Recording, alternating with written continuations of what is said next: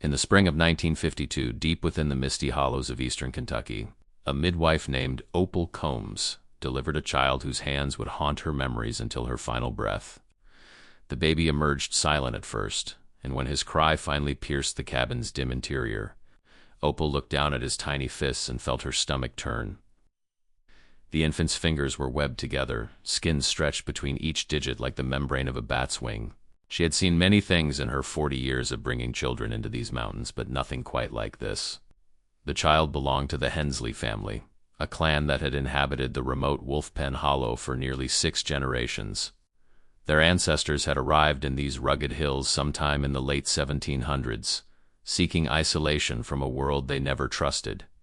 What they found was a narrow valley surrounded by steep ridges, accessible only by a single muddy path that flooded every spring. Here the Hensleys built their dynasty of wooden cabins, each generation adding another structure to the compound that sprawled along the creek bed. But isolation, as history would reveal, came with a devastating price. The newborn was named Elijah, after his grandfather and his grandfather before him. Names recycled through generations, just like the bloodlines that produced them. His mother, Cordelia Hensley, was 19 years old and had married her first cousin, Harlan, 2 years prior. Their union had been arranged by the family patriarch, old Vernon Hensley, who believed that keeping marriages within the family preserved their land, their legacy, and their separation from what he called the corrupt outside world. Cordelia had known nothing else. Her own parents were second cousins, and her grandmother had married her mother's brother. The family tree of Wolfpen Hollow did not branch outward like most families. Instead, it folded back upon itself, roots and branches intertwining in a pattern that had repeated for over 150 years. When Opal Combs examined baby Elijah more closely, she discovered that his hands were not the only concern. His feet showed similar webbing between the toes, though less pronounced. His ears sat unusually low on his head, and his eyes, while bright and alert, were set slightly too far apart. She had heard whispers about the Hensley children before. Other midwives spoke in hushed tones about the babies born in that hollow, about the ones who did not survive infancy, about the others who grew into adulthood with twisted spines or minds that never quite developed properly. But Opal was a professional. She cleaned the baby, wrapped him tightly, and placed him in his mother's arms without comment. As she gathered her supplies to leave, old Vernon Hensley pressed $3 silver into her palm and leaned close to her ear. "What happens in this hollow stays in this hollow," he said, his breath smelling of tobacco and moonshine. "You understand me, woman?" Opal understood perfectly. She walked the 7 miles back to the nearest town and never spoke of what she had seen, at least not until 30 years later. When a county health worker came asking questions about the strange family in Wolfpen Hollow. The Hensleys were not unique in their practices. Throughout the Appalachian mountain region during the early to mid-20th century, isolated communities developed patterns of intermarriage that would shock modern sensibilities. Geographic barriers, poverty, distrust of outsiders, and fierce family loyalty combined to create pockets of genetic isolation that persisted for generations. But even among these communities, the Hensleys stood apart. Young Elijah grew up surrounded by relatives who shared his unusual features. His older sister Bessie May had been born 3 years earlier with a cleft palate that was never properly repaired. She spoke with a thick nasal voice that outsiders could barely understand. His uncle Horace walked with a severe limp due to one leg being significantly shorter than the other. His cousin Martha had been born without external ears, just small openings on the sides of her head covered by flaps of skin. These conditions were never discussed openly within the family. They were simply accepted as the way things were, the particular marks of Hensley blood that distinguished them from the outside world. Vernon Hensley had developed an elaborate mythology to explain these differences. He told the children that God had marked them as special, set apart from ordinary people for a divine purpose that would one day be revealed. But there was no divine purpose. There was only biology, ruthlessly expressing the consequences of a genetic pool that had grown dangerously shallow. By the time Elijah was 5 years old, it became clear that his mental development was progressing slowly. He did not speak his first word until nearly age 4, and even then his vocabulary remained limited. He could perform simple tasks around the family compound, feeding chickens and carrying water. But he struggled to understand instructions that required more than one step. His mother, Cordelia, refused to acknowledge any problem. "He's just slow to warm up," she would say when relatives commented on his delays. The Hensley men have always been the quiet type. The truth was far more complicated. Elijah's cognitive limitations were likely the result of the same genetic factors that had fused his fingers. When closely related individuals reproduce, they dramatically increase the chances that their offspring will inherit two copies of harmful recessive genes, one from each parent. These genetic disorders accumulate over generations, becoming more common and more severe with each successive intermarriage. The scientific understanding of these mechanisms was still developing in the 1950s. The structure of DNA had only been described by Watson and Crick in 1953, and the full implications of genetic inheritance would take decades more to unravel. The Hensleys, isolated in their mountain hollow, knew nothing of chromosomes or recessive traits. They only knew what they could see, that their children were different, and that the differences seemed to grow more pronounced with each passing generation. In the autumn of 1957, when Elijah was 5, a tragedy struck Wolfpen Hollow that would begin to crack the family's wall of secrecy. Cordelia gave birth to her third child, a girl she named Rosemary.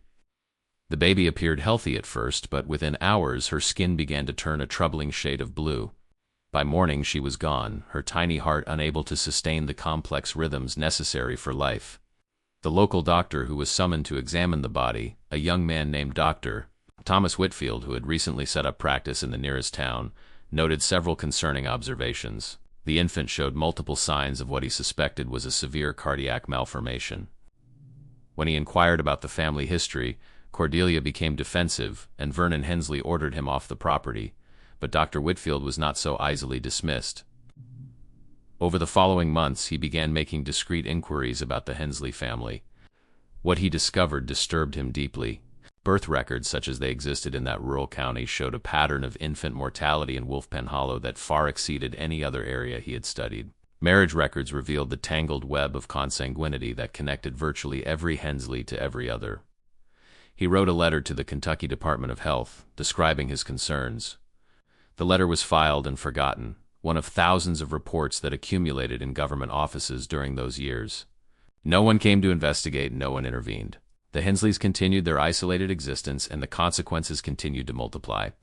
If you've made it this far into this story, take a moment to check if you're subscribed to this channel. These hidden chapters of American history deserve to be told, and your subscription helps ensure these voices from the past are never forgotten. Hit that subscribe button now.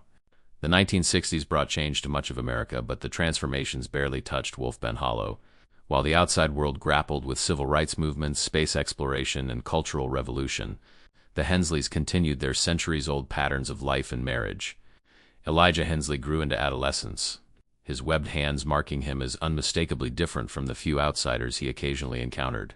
By the time he was 15 in 1967, his hands had developed as much as they ever would. The skin between his fingers remained thick and unyielding, limiting his grip and making fine motor tasks nearly impossible. He could not properly hold a pencil, button his own shirt, or perform dozens of other tasks that most people took for granted. But within the hollow, these limitations hardly mattered. Elijah was assigned work that suited his capabilities: chopping wood, hauling supplies, tending to the family's livestock. He was strong, if not quick-witted, and he found contentment in the simple rhythms of mountain life. He had never known anything different, and he could not miss what he had never possessed. His sister Bessie May had grown into a young woman of considerable practical intelligence, despite her speech difficulties. She had learned to read from an old family Bible and had developed a keen understanding of herbal medicine, following in the tradition of Hensley women for generations. She gathered wild plants from the surrounding forests, ginseng and golden seal and bloodroot, which she dried and sold to traders who occasionally ventured near the hollow. But Bessie May carried a secret burden that she shared with no one. At age 16, she had been married to her Uncle Clyde, her mother's brother, a man 23 years her senior. The marriage had been arranged by Vernon Hensley, who was increasingly concerned about maintaining the family's isolation as the outside world crept ever closer to their mountain sanctuary. The union produced 2 children in quick succession. The first, a boy named Homer, appeared healthy at birth but developed seizures by age 2 that left him with permanent brain damage. He would never walk or speak, spending his short life lying on a pallet in the corner of Bessie May's cabin. The second child, a girl named Pearlie, was born with a severe spinal curvature that left her hunched and twisted before she could even learn to stand. Bessie May nursed her children with fierce devotion, never questioning the hand that fate had dealt her. She had been raised to believe that suffering was simply part of life, that the Hensley family carried burdens that outsiders could never understand. She did not know that her children's conditions were directly connected to the tightening spiral of their family's bloodlines. The outside world, meanwhile, was beginning to take notice of isolated communities like Wolfpen Hollow. President Lyndon Johnson's War on Poverty had identified Appalachia as a region requiring special attention, and federal programs began sending workers into the most remote areas of Kentucky, West Virginia, and Tennessee. Teachers, nurses, and social workers ventured into hollows and valleys that had been ignored for generations. In the summer of 1968, a young Vista volunteer named Margaret Sullivan was assigned to establish a literacy program in the county that included Wolfpen Hollow. She was 24 years old, a recent college graduate from Ohio who had been moved by the poverty she had witnessed during a spring break trip to the region. She had no idea what she was about to discover. Margaret's first encounter with the Hensleys came in August, when she was walking a rarely used mountain path and became lost. As darkness approached, she stumbled upon the family compound and knocked on the door of the nearest cabin, seeking directions. The door was opened by Cordelia Hensley, now in her mid-30s but looking far older. Years of hard labor, poor nutrition, and multiple pregnancies had aged her prematurely. Her face was deeply lined, her hair shot through with gray. But it was her hands that caught Margaret's attention. They were gnarled and twisted, the fingers bent at unnatural angles, clearly affected by severe arthritis. "You lost?" Cordelia asked, her voice flat and suspicious. Margaret explained her situation, and after a long moment of consideration, Cordelia invited her inside. The cabin was dim and smoky, lit only by a kerosene lamp and the glow of a wood-burning stove. As Margaret's eyes adjusted to the darkness, she began to notice the other occupants of the room. There was Elijah, now 16, sitting in a corner and staring at her with curious, unfocused eyes. His hands were folded in his lap, and even in the dim light, Margaret could see the webbing between his fingers. There was young Homer, lying motionless on his pallet, making occasional involuntary sounds. There was Pearlie, her twisted spine evident even as she sat on a low stool by the stove. Margaret stayed for several hours, sharing a simple meal of cornbread and beans while making careful conversation with Cordelia. She learned about the family's history in the hollow, their isolation from the outside world, their deep suspicion of government interference. She did not ask about the obvious physical conditions she observed, sensing that such questions would end her welcome immediately. When she finally left, guided back to the main road by a silent Elijah, Margaret's mind was racing. She had studied sociology in college and had read about isolated communities and their genetic consequences. But reading about such things in a textbook was entirely different from sitting in a cabin surrounded by the living evidence. Over the following months, Margaret made several more visits to Wolfpen Hollow, always under the pretense of her literacy program. She brought books and supplies, offering to teach anyone who wanted to learn. Gradually, she gained the trust of some family members, particularly Bessie May, who was hungry for knowledge from the outside world despite her limited ability to communicate clearly. Through careful observation and patient conversation, Margaret pieced together the family's history. She learned about the generations of intermarriage, the high rates of infant mortality, the increasing prevalence of physical and mental disabilities. She documented everything in careful notes, unsure what to do with the information but feeling compelled to record it. Her reports eventually made their way to state health officials, adding to the file that Dr. Whitfield had started a decade earlier. But again, no immediate action was taken. The political will to intervene in such communities was lacking, and the legal framework for doing so was unclear. The Hensleys were adults making their own choices. Officials reasoned, and their children, while disadvantaged, were not being actively harmed in ways that met the threshold for state intervention. What those officials failed to understand was that harm was being done, had been done for generations, and would continue to be done unless someone found the courage to break the cycle. The year 1969 brought another tragedy to Wolfpen Hollow. Old Vernon Hensley, the patriarch who had enforced the family's isolation for decades, died of a massive stroke in October. He was 78 years old and had fathered 14 children by 2 wives, both of whom were his first cousins. Of those 14 children, only 8 had survived to adulthood. Of those 8, all showed some evidence of genetic conditions. Vernon's death created a power vacuum in the family. His eldest surviving son, Harlan, Elijah's father, was expected to take over as patriarch. But Harlan was a weak man, easily manipulated by his wife Cordelia, and prone to bouts of heavy drinking. The family's iron discipline began to erode. It was during this period of instability that young Elijah, now 17, experienced his first meaningful contact with the outside world. Margaret Sullivan had arranged for him to visit a county health clinic, ostensibly for a routine checkup, but actually so that medical professionals could examine his webbed hands and assess his developmental delays. The examination was conducted by Dr. Robert Chun, a physician who had recently joined the clinic staff after completing his residency in pediatric genetics. What he observed in Elijah confirmed his worst suspicions about the family Margaret had described. The webbing of Elijah's fingers, Dr. Chun explained to Margaret afterward, was a condition known as syndactyly. While it could occur spontaneously in any population, its prevalence increased dramatically in communities with high rates of consanguineous marriage. The condition was often accompanied by other genetic abnormalities, and in Elijah's case, Dr. Chun suspected there were additional chromosomal issues contributing to his cognitive delays. "This family needs intervention, Doctor," Chun said, his voice heavy with concern. "If they continue on this path, the next generation will be even more severely affected." But intervention was easier said than done. The Hensleys wanted no part of the outside world's concern. The 1970s brought a reckoning that the Hensleys could no longer avoid. As medical understanding of genetic conditions advanced and public health programs expanded into the most remote areas of Appalachia, the family's secrets became increasingly difficult to maintain. In 1973, a mandatory school attendance law was enforced in the county for the first time. The Hensley children, who had always been educated informally within the family compound, were required to attend the county school. This prospect terrified Harlan and Cordelia, who knew that their children would be immediately identified as different. The first day of school for 9-year-old Pearlie, Bessie Mae's daughter with the curved spine, was a disaster. The other children stared, pointed, and laughed. They called her names that she had never heard before, words that cut deeper than any physical pain she had experienced. She returned home in tears and refused to go back. But the law was clear, and truancy officers began making regular visits to Wolfpen Hollow.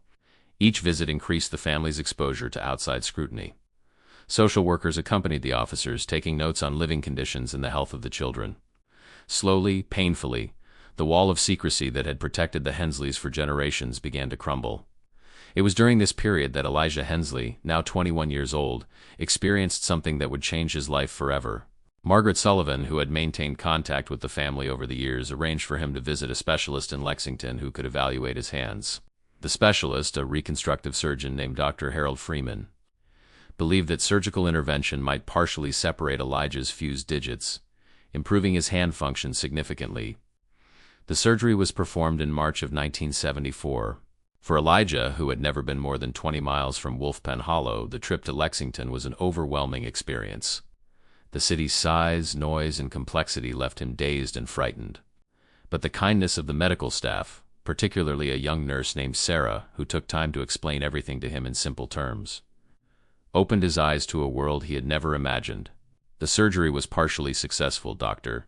Freeman was able to separate Elijah's middle and ring fingers on both hands, though the index and pinky fingers remained fused to their neighbors.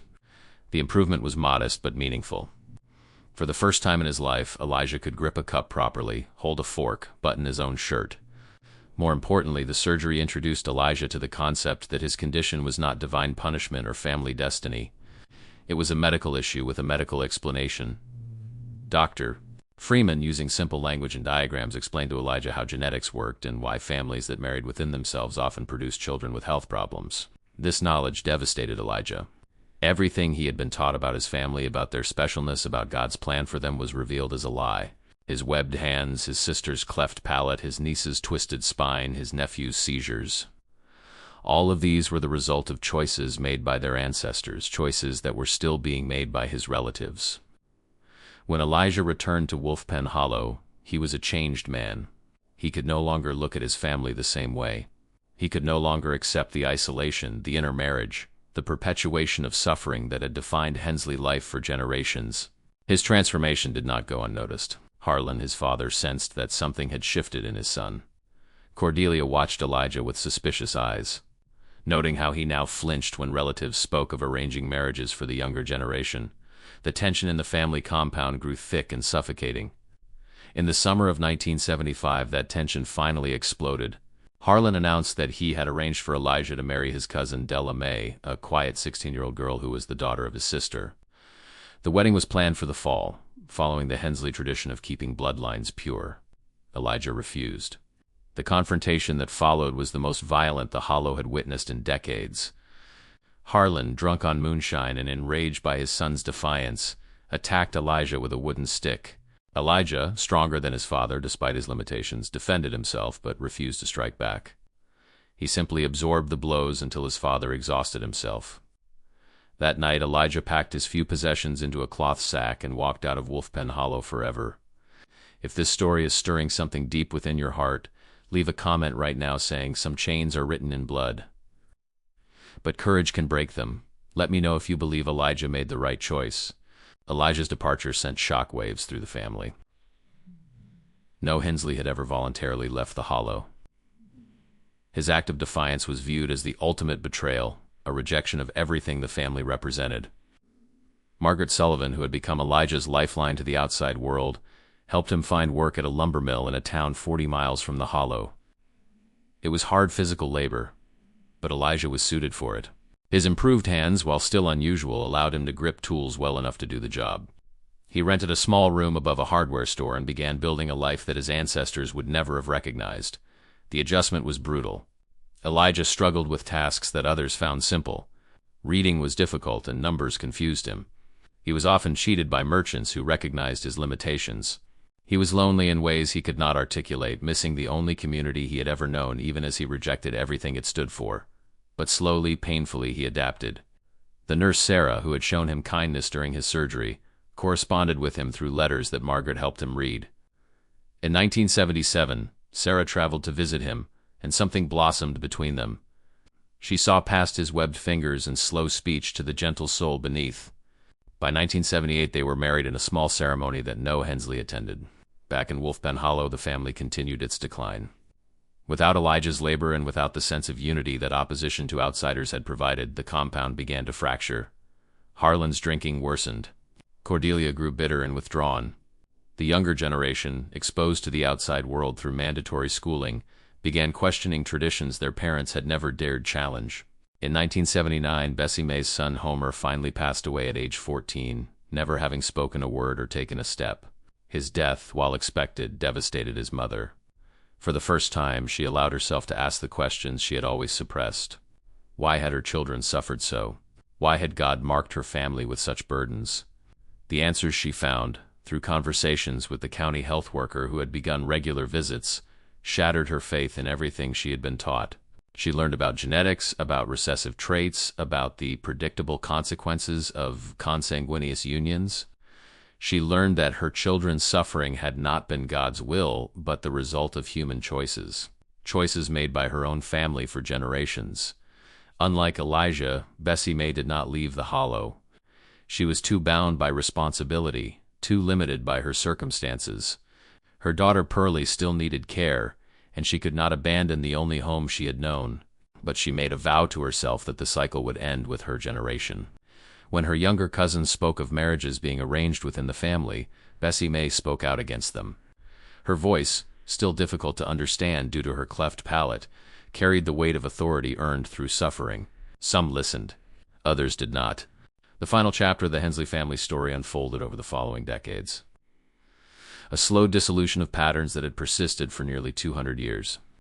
Elijah and Sarah had 2 children together, both born healthy without any signs of the conditions that had marked the Hensley line. Elijah wept when he held his firstborn, a daughter they named Hope, and counted her perfectly separated fingers one by one. The curse, he realized, had never been a curse at all. It had been a consequence, and consequences could be avoided through different choices. He never returned to Wolfpen Hollow, but he received occasional news through Margaret Sullivan. He learned that his father Harlan had died in 1982, his liver destroyed by decades of alcohol. He learned that his mother Cordelia had followed 2 years later, weakened by grief and chronic illness. He learned that the family compound was slowly emptying as the younger generation scattered to nearby towns, seeking opportunities their ancestors had rejected. In 1985, a team of medical researchers from the University of Kentucky conducted a comprehensive study of the remaining Hensley family members who agreed to participate. Their findings, published in a regional medical journal, documented one of the most extensive cases of multi-generational consanguinity ever recorded in the United States. The conditions observed included syndactyly, cardiac malformations, cognitive impairment, skeletal abnormalities, and numerous other manifestations of recessive genetic disorders. The study brought unwanted attention to the surviving Hensleys. Newspaper reporters descended on the county seeking sensational stories about the inbred mountain family. Most of the family refused to speak with them, retreating further into isolation. But the damage was done. The Hensley name became synonymous with the darkest consequences of genetic isolation. Bessie May lived until 1991, caring for her daughter Pearlie until her own health failed. In her final years, she dictated her memories to a local historian who was documenting the region's oral traditions. Her account, preserved in the County Historical Society's archives, provides the most detailed first-hand description of life in Wolfpen Hollow during its final decades. "We didn't know any better," she said in one recorded session, her words transcribed phonetically to capture her distinctive speech. "Our people told us we was special, set apart. They told us outsiders would destroy us. But it was us destroying ourselves all along. Every baby born wrong, every child who died young, every one of us who struggled, it didn't have to be that way. Didn't have to be." Elijah Hensley lived until 2003, reaching the age of 51. He spent his final years in a modest home in eastern Kentucky, surrounded by his children and grandchildren, none of whom showed any trace of the conditions that had marked his own body. His wife Sarah said that he often spoke about his childhood in the Hollow, not with bitterness, but with a profound sadness for the suffering that could have been prevented. "He wanted people to know," Sarah explained to a journalist who visited after Elijah's death. "He wanted them to understand that isolation isn't protection, it's a prison. And the children are always the ones who pay the price." Today, Wolfpen Hollow is largely abandoned. The cabins that once housed generations of Hensleys have collapsed into piles of rotting timber, reclaimed by the forest that surrounds them. The creek still flows through the narrow valley, indifferent to the human drama that unfolded along its banks. Occasionally, hikers stumble upon the ruins and wonder about the people who once lived there. The story of the Hensley family is not unique. Throughout Appalachia, throughout America, throughout the world, similar patterns of isolation and intermarriage have produced similar consequences. The science is now well understood, the mechanisms clearly documented. We know that genetic diversity is essential for healthy populations, that the boundaries between family and marriage must be maintained for the well-being of future generations. But knowledge alone is not enough. The Hensleys possessed their own form of knowledge, a belief system that made perfect sense within its own framework. Breaking free from that system required courage, sacrifice, and a willingness to embrace uncertainty that few people possess. Elijah Hensley found that courage. He walked away from everything he knew, endured years of struggle and isolation, and built a new life free from the patterns that had imprisoned his family. His children and grandchildren live today as testament to his choice, their healthy bodies a monument to his bravery. Fused by the same blood, the Hensleys were born into a legacy they did not choose. But at least one among them found the strength to choose a different path. And in that choice lies hope for all who find themselves trapped by the circumstances of their birth. If you watched until here, it's because you truly connected with this story. Leave a comment saying, "I watched until the end," so I can meet you and know who really appreciates the stories on this channel. If this story moved you, hit that like button to help more people discover these hidden chapters of American history. Share this video with someone who appreciates stories that reveal uncomfortable truths about our past. And if you haven't subscribed yet, now is the moment. This channel brings you the untold stories that history tried to bury, the families forgotten by time, the secrets hidden in the hollows and valleys of our nation. Subscribe and turn on notifications so you never miss another journey into the shadows of the past. Until next time, remember, the past is never truly past. It lives in our blood, in our choices, and in the stories we dare to tell.